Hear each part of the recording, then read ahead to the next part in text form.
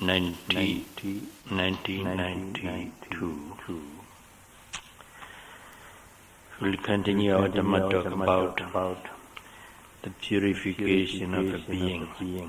One of the benefits of mindfulness meditation, Satipatthana Vipassana meditation.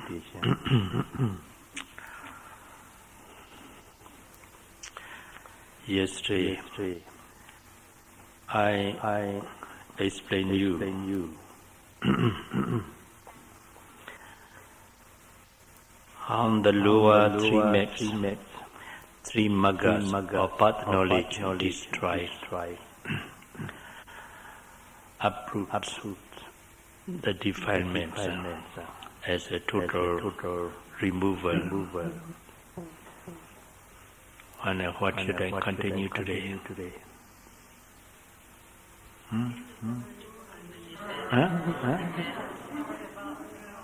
Story about the guy. Oh, yes. You remember very well. Good.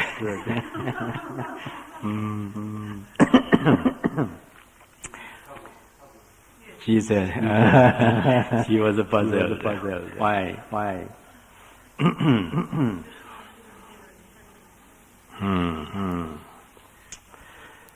Then after dinner.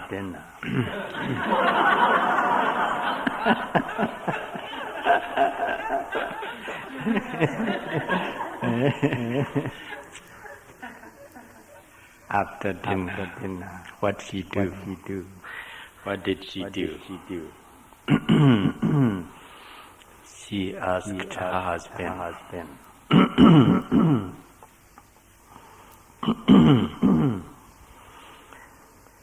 Please tell me if I have any defect or any fault with me, I'll correct it.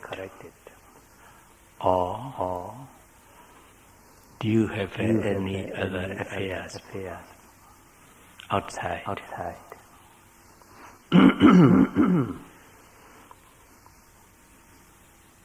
Then the villain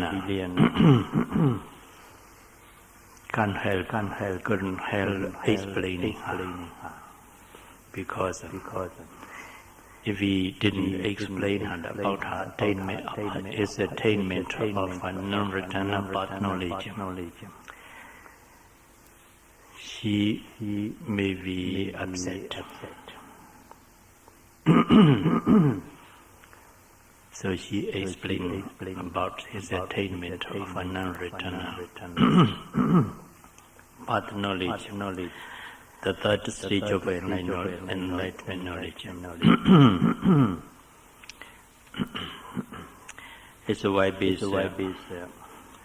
the name of his wife is Dhammadena. Dhammadena. When I went to the monastery and listened to the discourse expounded by the Buddha,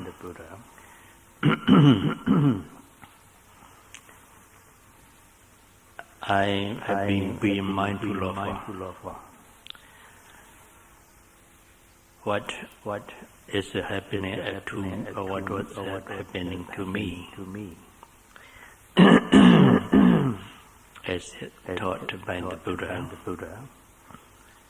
then I have attained noble Dhamma, which is known as Anagami Magga, the birth of a non-returner. So I have no desire for any sensual pleasure. Sensual pleasure, all kinds of sensual pleasures have been removed by me through the third stage of enlightenment, which is called Anagami Magga.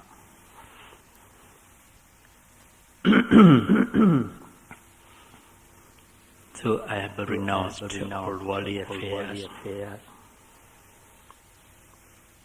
including all of my wealth, and also you too.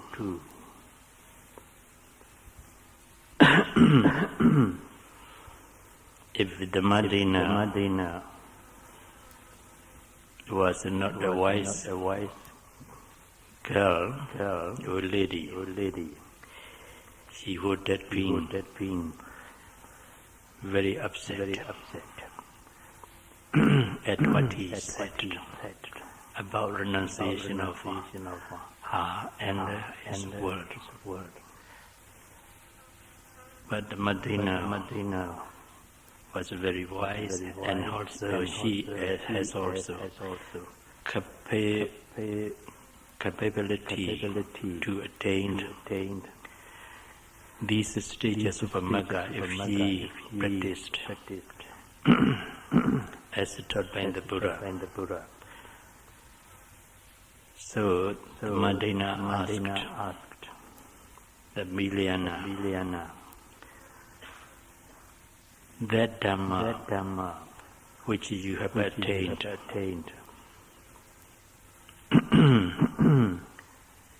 I also want to attain this noble Dhamma which you have attained today.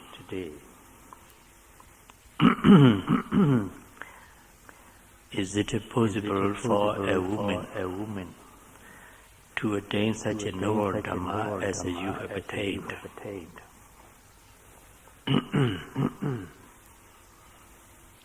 Then the Vishaka, the Vijnana said, whoever practices this Dhamma as taught by the Buddha can attain this noble Dhamma, which is known as Magga path knowledge. Irrespective of sex, irrespective of age, irrespective of nationality or ethnic, and so on. Anyone who practices Dhamma as taught by the Buddha can attain this noble Dhamma.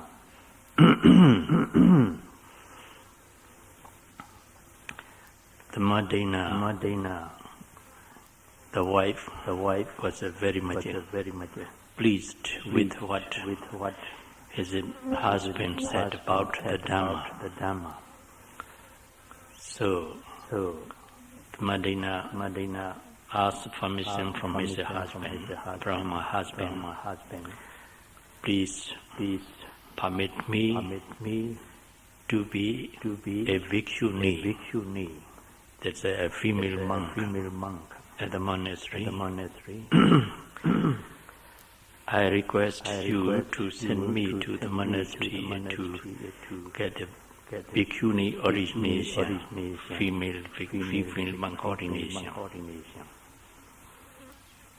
Then you should consider what would the Vijnana do when he was asked permission by his wife.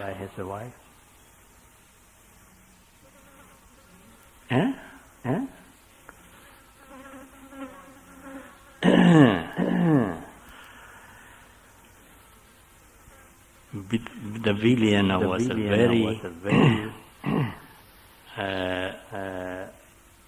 very much pleased with what his wife, the Madina, asked. So he said, yes, tomorrow. I'll send you to the monastery to ordain a female bhikkhu, female monk. When I has got permission from the king, he has to ask permission from the king. So he went to next morning. He went to the king, Bimbisara, and told him about all what his wife told her, asking for permission and so on. Then the Bimbisara, the king, who was also a Sotapanna, who has attained the first stage of enlightenment, very glad to hear what the billionaire said about his wife.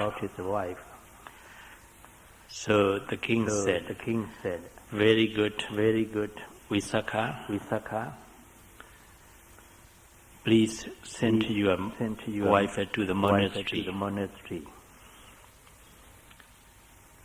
Then let her be ordained a female bhikkhu, female monks.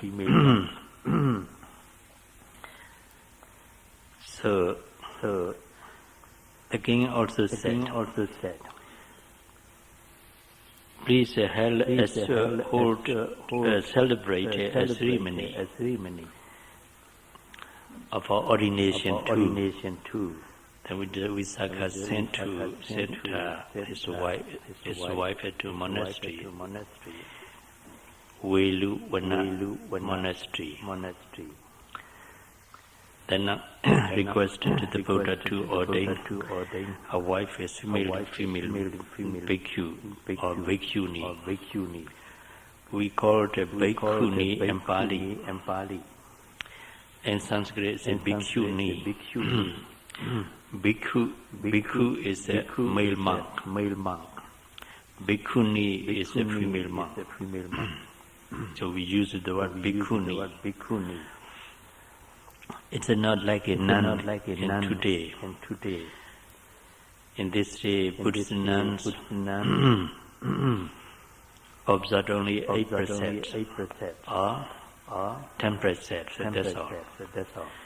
But the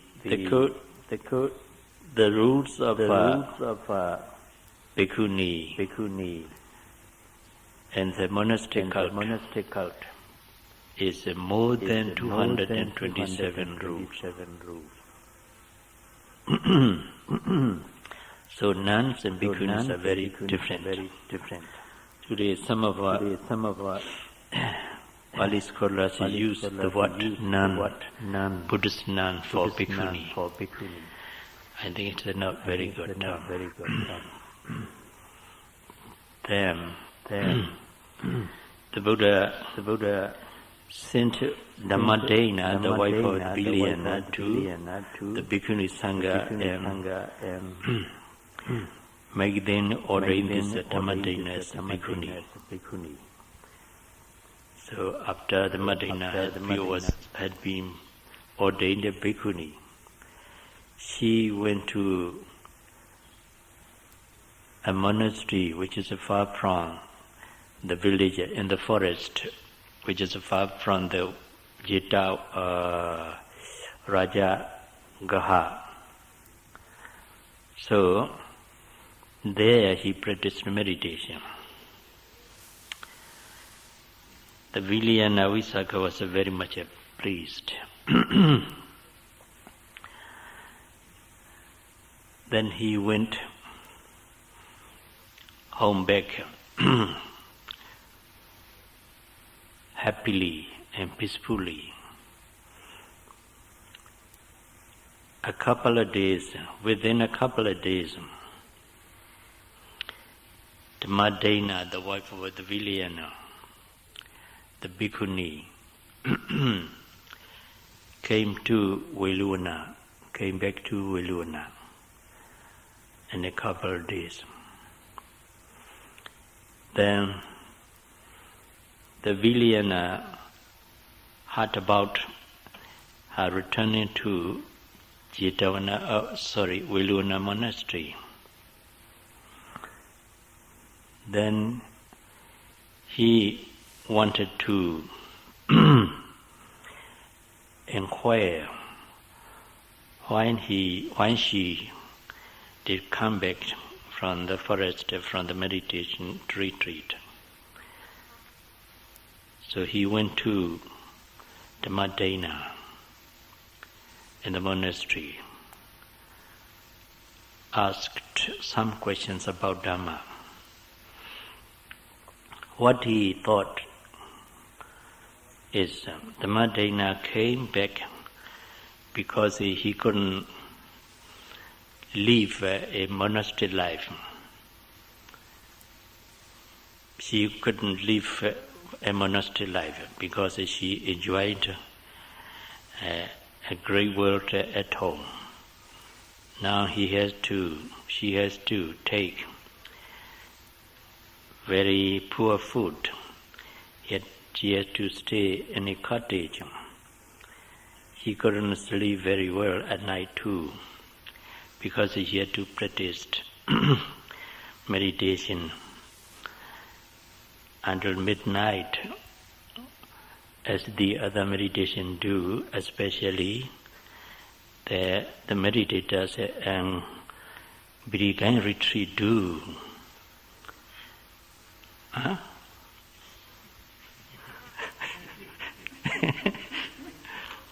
How?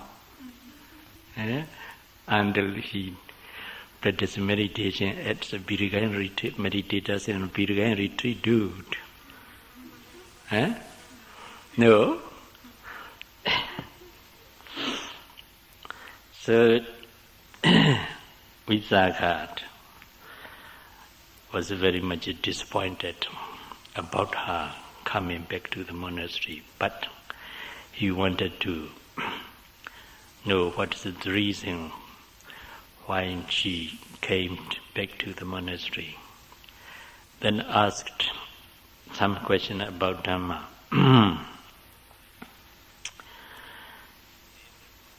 The question is,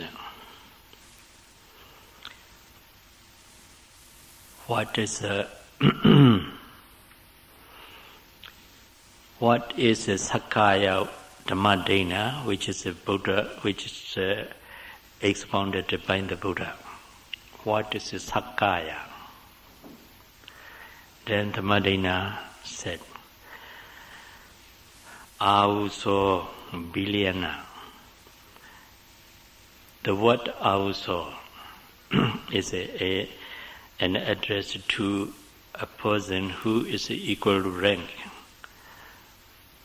or who has a lower rank. The Dhammadena used that word, Auso Visakha.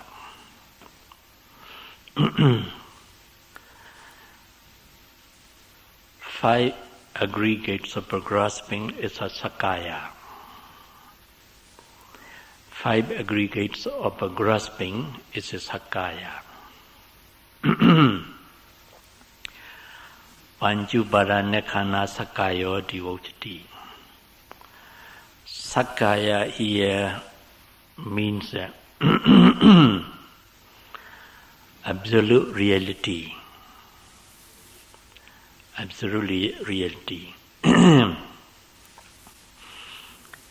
So the Visakha asked the question, Dhammadena, what is the Sakaya which is taught us by the Buddha? Dhammadena said, Auso Visakha. 5 aggregates of grasping is called Sakaya. Then the second, the answer to the first question put to Dhammadena by the Visakha satisfy him. because he has already know it. Then again, the second question was asked.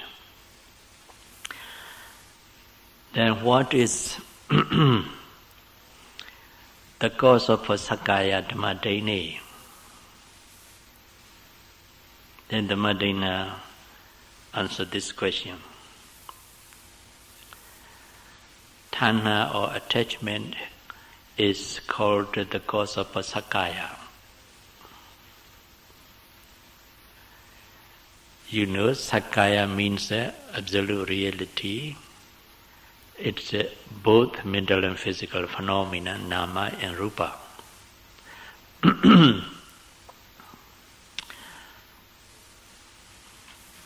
So, what is the cause of Sakaya means? What is the cause of a nama and rupa, mental and physical process? That's what does the question means.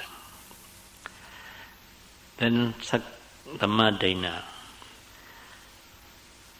soon gave the answer to that question. Tanha attachment is the cause of suffering, the cause of Sakaya, Visakha, also Visakha. Then Visakha, the villain, was very much satisfied with the second answer to the second question, because it's quite correct. Any Sakaya or mental or physical process or the suffering is caused by Tanha attachment. So Tanha attachment is the cause of a Sakaya. Then the second question. What's the Dhammadena? The cessation of a Sakaya. The Dhammadena gave answer. The cessation of a Sakaya is also Visakha. Extinction of a Tanha or attachment. Total extinction of a Tanha or attachment.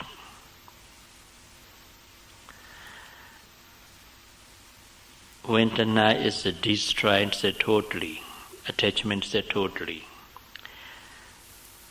Sakaya ceases to exist.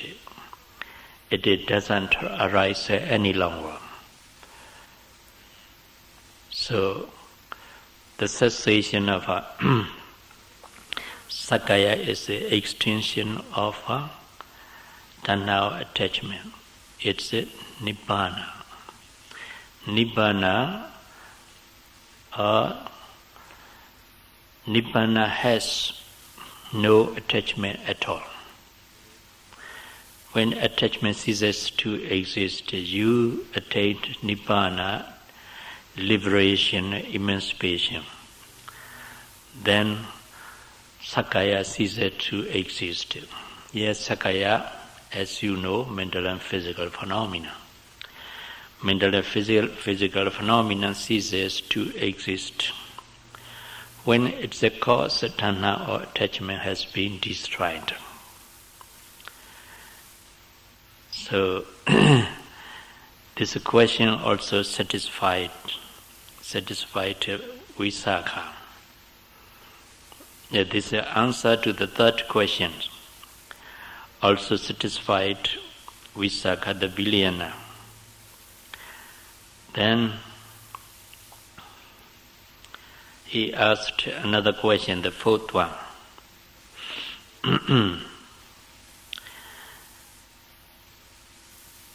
How can you stop or destroy this Sakaya? Is there any way in which you can destroy this Sakaya or to make it stop? Then Dhammadena said, also Visakha, there's a way which leads you to the cessation of all Sakaya. That's a Noble Eightfold Path. If you develop a Noble Eightfold Path fully, then all kinds of Sakaya ceases to exist. So this Noble Eightfold Path is the way leading to the cessation of all Sakaya of mental and physical phenomena.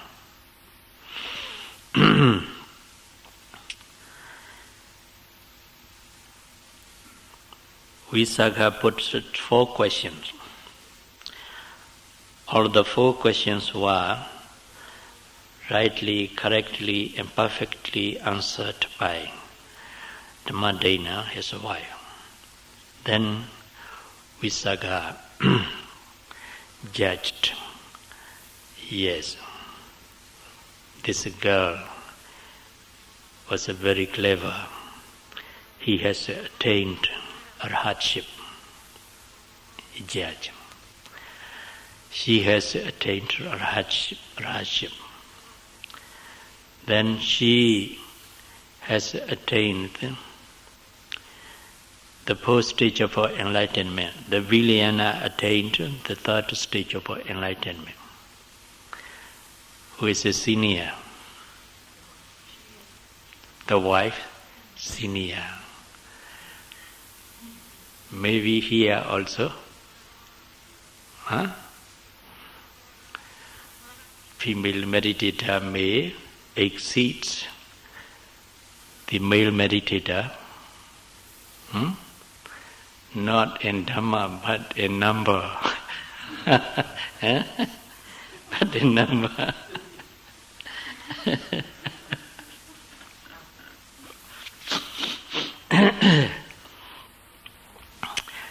Yes. Then Visakha continued to ask, yes, Dhammadena, I am very much satisfied with your answers to my 4 questions. Please let me ask you some more questions. Dhammadena becomes silent. That means she agreed to be asked some more questions. Then Visakha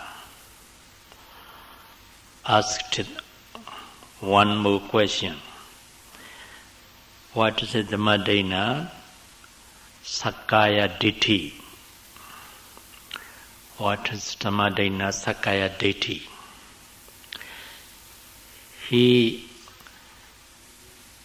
has realized what the Sakaya means. As answered by the Dhammadena, Sakaya means a mental and physical process. That's the 5 aggregates of grasping. The 5 aggregates of grasping is a all mental and physical phenomena, except path knowledge and fruition knowledge. So, when he asked the 5th question, what is it Sakaya deity Dhammadena? Dhammadena answered this question too very correctly. Sakaya deity means house of Visakha, the round view of personality, individuality, self also, which is based on Sakaya or mental and physical phenomena. This false view of a personality, individuality, arises dependent on misunderstanding of a physical and mental phenomena, Sakaya. If Sakaya, mental and physical phenomenon, is rightly realized or rightly understood as just a natural process of arising and passing away, then there won't arise any false view of a personality, individuality, self or soul, because he doesn't take this mental and physical process to be a person, a being. And I know as you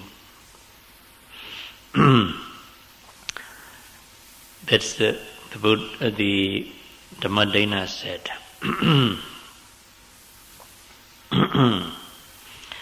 Sakaya deity means the false view of a personality, individuality, self or soul, which is based on misunderstanding of body-mind process or mental and physical phenomena, which is called Sakaya. Sakaya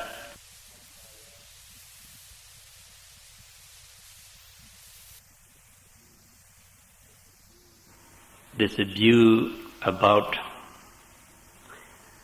this view on mental and physical phenomena is wrong, because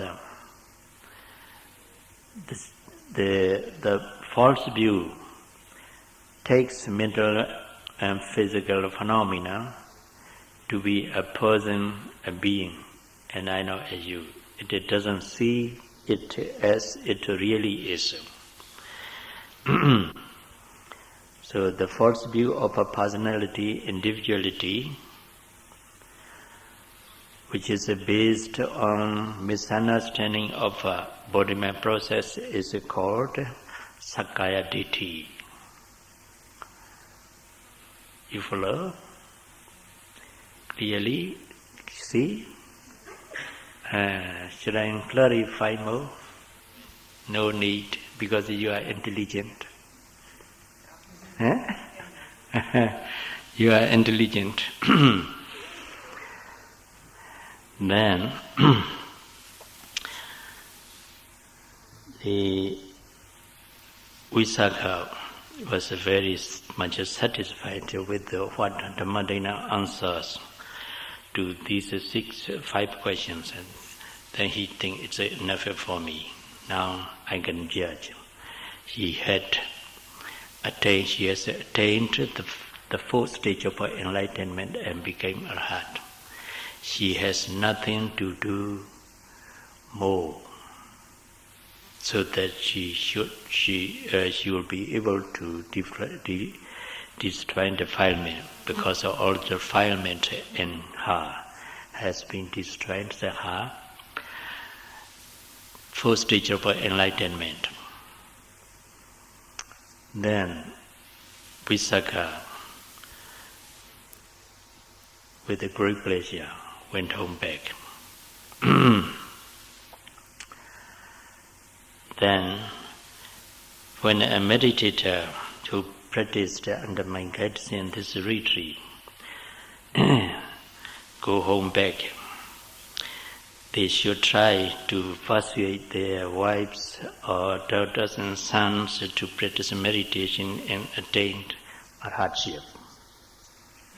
Is it good? Very good, huh? Yes. What I have explained is the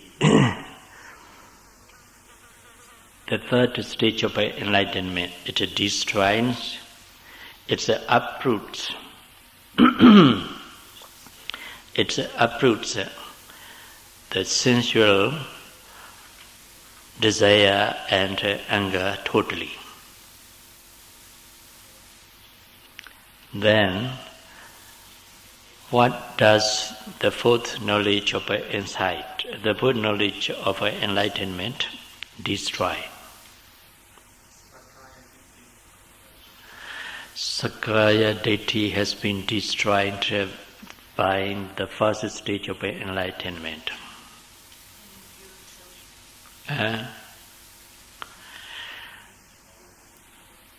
All mental defilements which has been left untouched by the lower stage three stages of enlightenment has been destroyed by the fourth stage of enlightenment.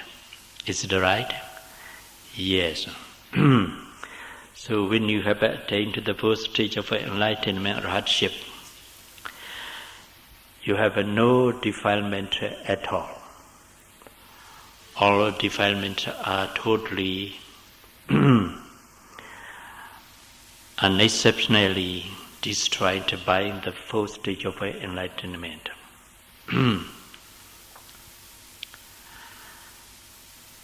Then the Madina, who has attained the fourth stage of enlightenment, has no defilement at all, and she feels peace. She leads a peaceful and happy life, calm life. But the Vilayana Visakha has one stage of enlightenment to attain.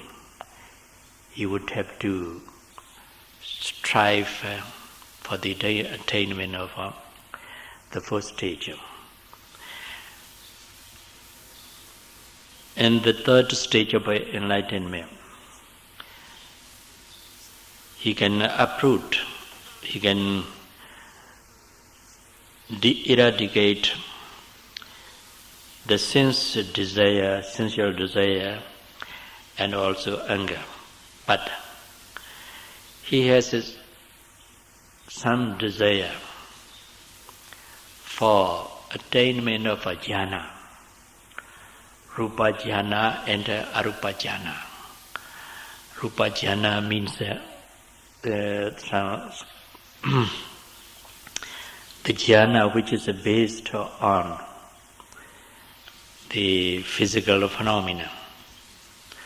Arupa jhana means rupa jhana means material jhana, material concentration of a deep concentration of a mind. It is based on physical process, both physical process and mental process. But arupa jhana means the immaterial jhana,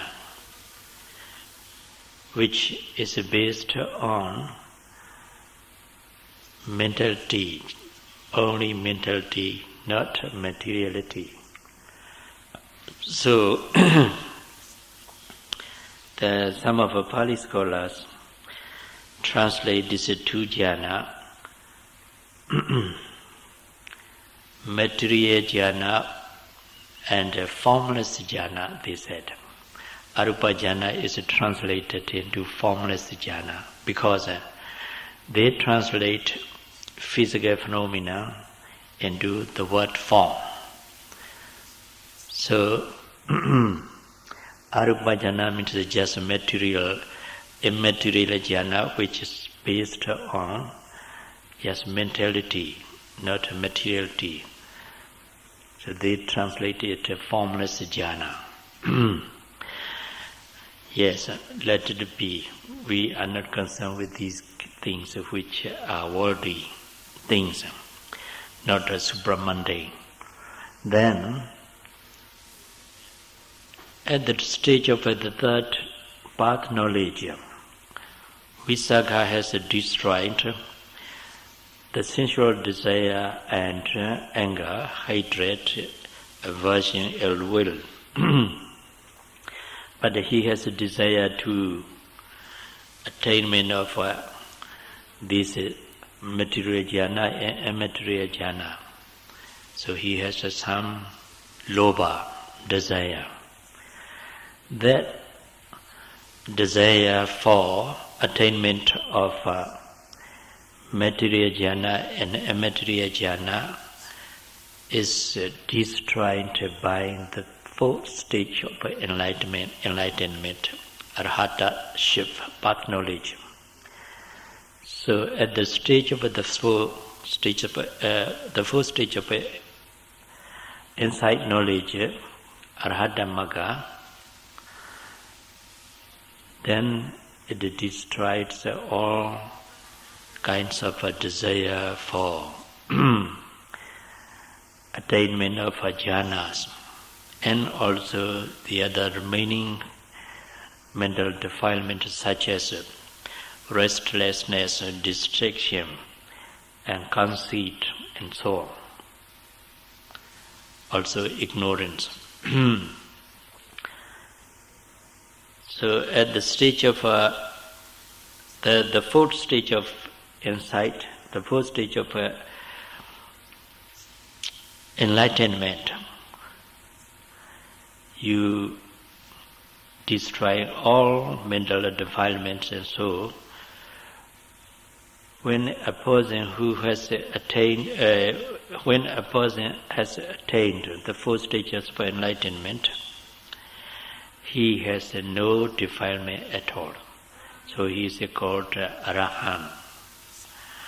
Arahant means one who has killed all enemies. Arahant. Ara means enemies. Hanta means killer. Arahanta means the killer of all enemies. Then the noble one killed his enemy. Is it a god? Huh? He killed. Huh? He killed. Is it a god? Yes? Why? Yes. When he hasn't yet killed his enemies, he is defiled still. Then when he has killed his enemies, he has purified himself. Huh? So it's a good. What are the enemies? Huh? Defilements. Yes, defilements. So Arahanta means one who has killed all the enemies. Then again, Arahanta means one who is worthy of a noble honor. Why? Because he has no defilement at all. So he is worthy of a great honor, a noble honor. Then he is completely purified from all kinds of defilement. Why is he purified a lot?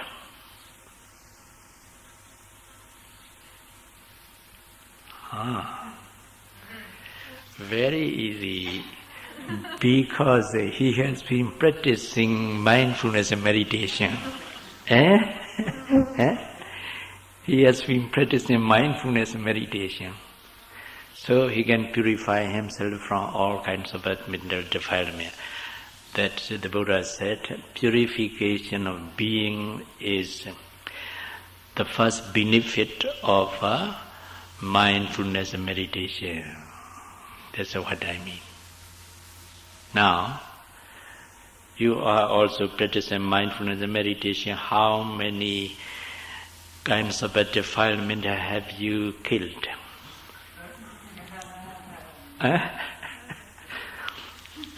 How many kinds of defilement have you killed?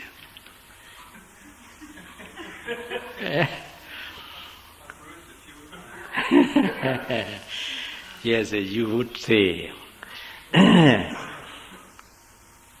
practicing mindfulness, we are afraid of being killed by our defilements.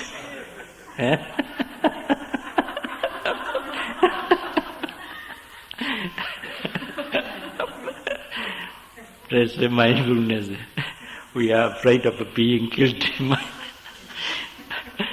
our defilements. Why? Because we did not put enough effort in our practice. Not industrious. Is it right?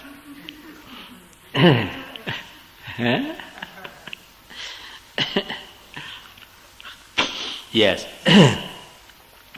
Then, the second benefit of a mindfulness and meditation is overcoming worry, sorry, and lamentation. The second one is overcoming worry and sorry. The third is overcoming of lamentations.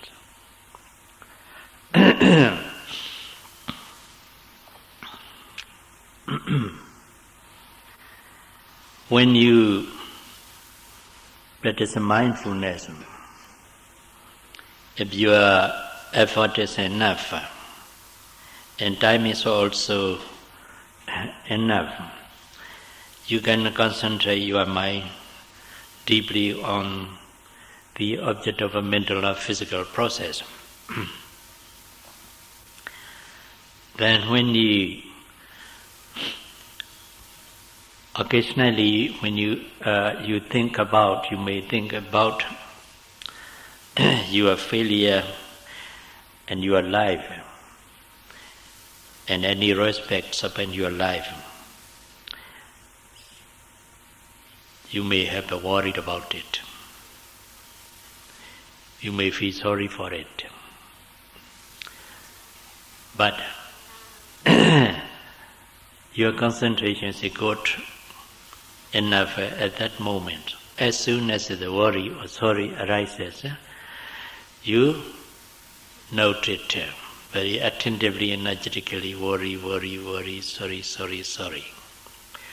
Because of the deconcentration, the worry and sorry becomes weak and then stopped. Then the noting mind comes to rise and fall over the dominant primary object and notice usual. Then the mind is well concentrated, deeply you feel sitting quiet, tranquil. That worry or sorry cannot disturb you. Why? Because of a mindfulness meditation. Because of a mindfulness meditation. You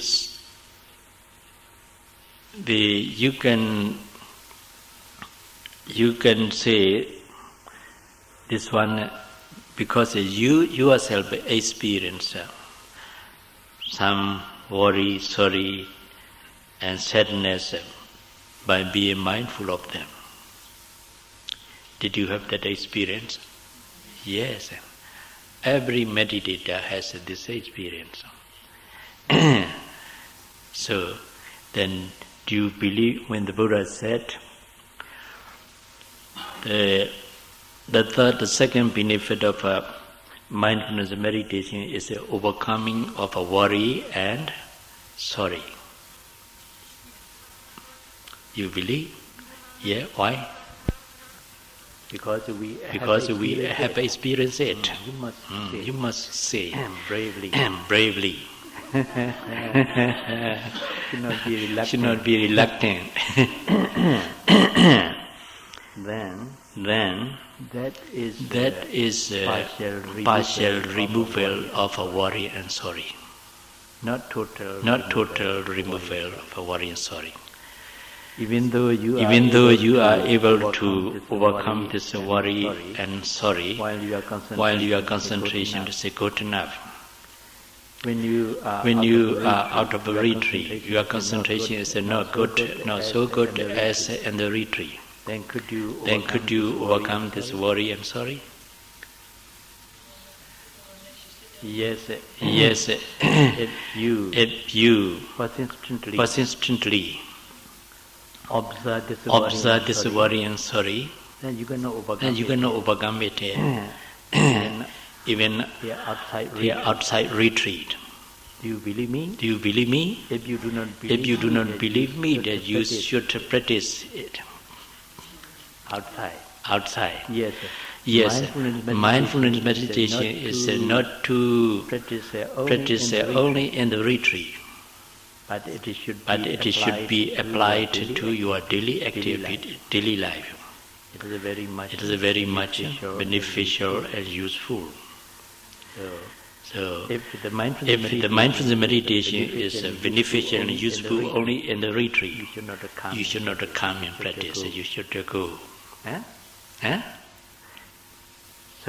So, you must apply this mindfulness to what you are doing in your daily life, especially when you have any emotional state which is very strong and makes you suffer as a worry or sorry. Then you should remember, I must observe it. Then observe, note, worry, sorry, persistently, then it will go away. That's the Buddha said. The second benefit of a mindfulness meditation is overcoming sorry and worry. Then here, the commentary to Satipatthana, the course of Satipatthana Sutra mentions a story.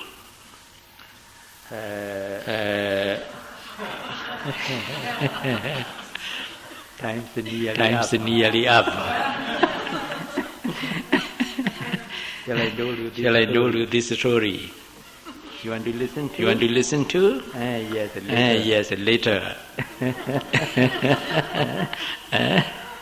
Yes. There was a such celestial being, and we called a deity. His name is Subhyama. He lives in the upper realm of a Deva, Tavatesa. He has many female deities. He has many wives. How many do you think according to the story? 100. No, 100. Yes, the story said he has 100. 1,000. Yes. 500 on the left side and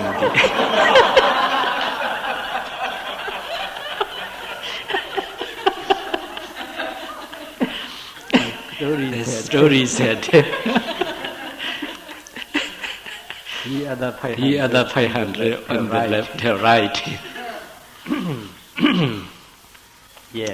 Yes. Then there's a very beautiful garden in the realm of Tavatesa. Very beautiful garden. It's named Nandana. Nandana means a pleasurable garden. All Devata deities go to that garden and enjoy the picnic and so on. Then this deity Subhyama also go to that garden, Nandana, together with his 1,000 wives. You see, you should consider here. Now you have only one. You have always embarrassed, annoyed, disturbed by this one.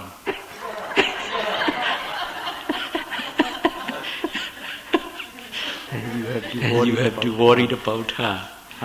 Sometimes you have to sorry for her. Then now 1,000. How can this deity cope with it?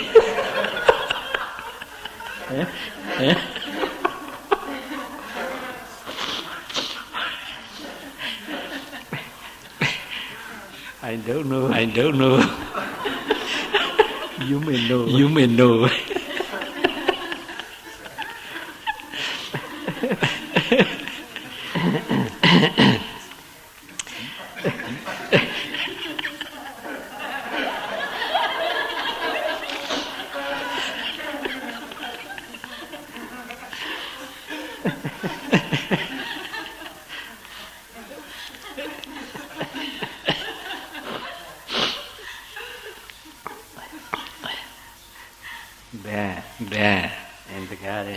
garden, they are enjoying many things, many pleasurable things.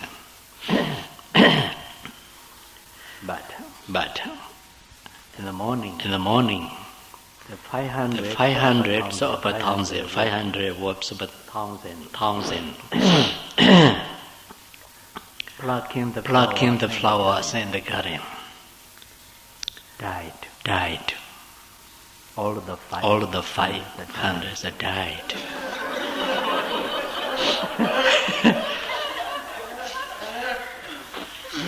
Yes. That's according to the scriptures. When at 80, there's nobody is left. All the body has been get into how can I say vapor.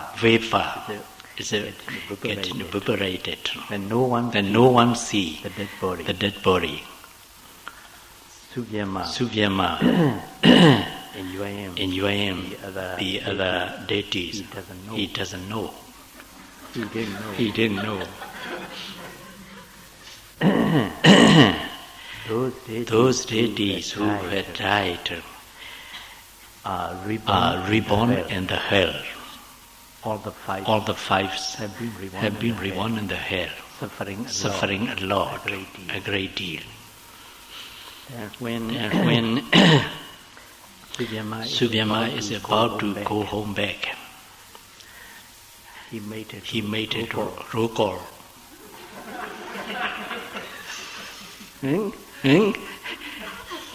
He made a roll call 1, 2, 3, 4, 5, and so on. Then he came to know 500 is lost.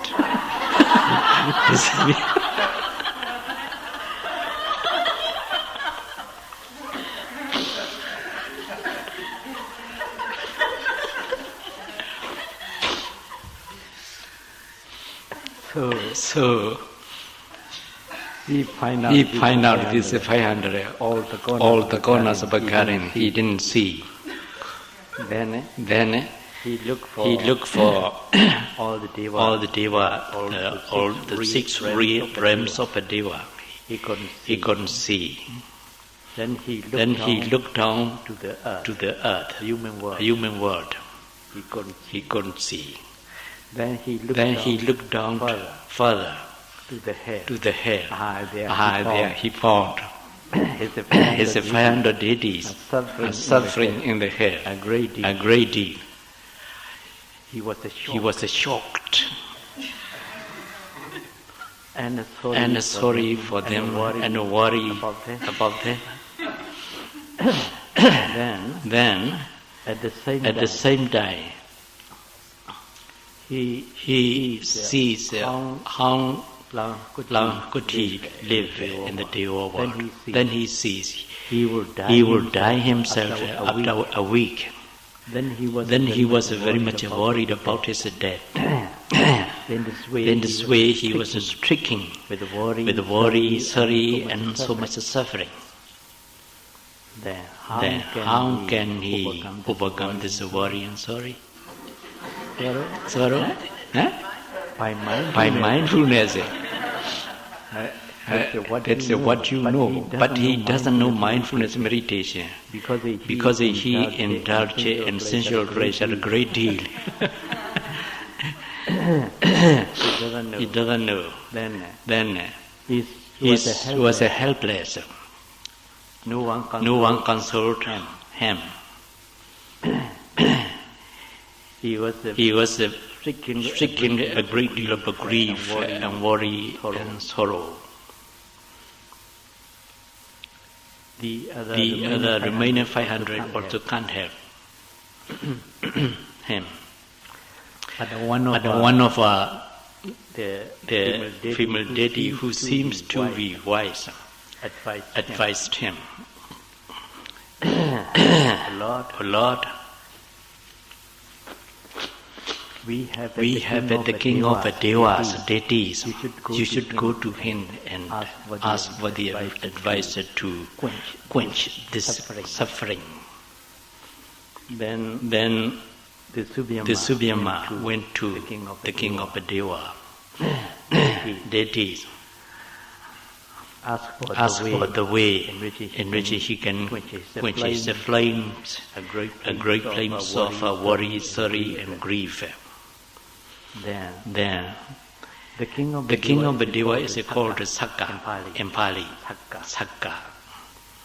The king of the Deva told him, Subyama, I am also not able to advise you how to quench your flames, your fires a great deal. Then the Sakka, yes, what I can do for you only is one thing, that you should go down to the earth, a human world. There's the enlightened Buddha. You should go to him and ask for his advice.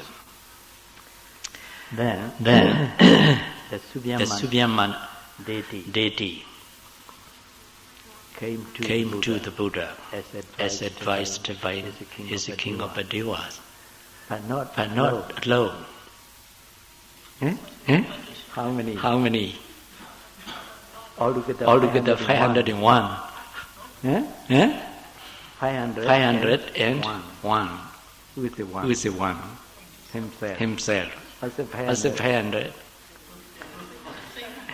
Yes, if he is accompanied these 500 female deities, could he overcome his worry and sorry? No. Hopeless. Time's up. Time's up.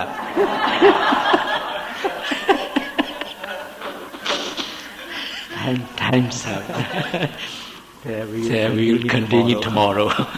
No? May you strive to overcome your worry and sorry by means of a mindfulness meditation and achieve the cessation of suffering.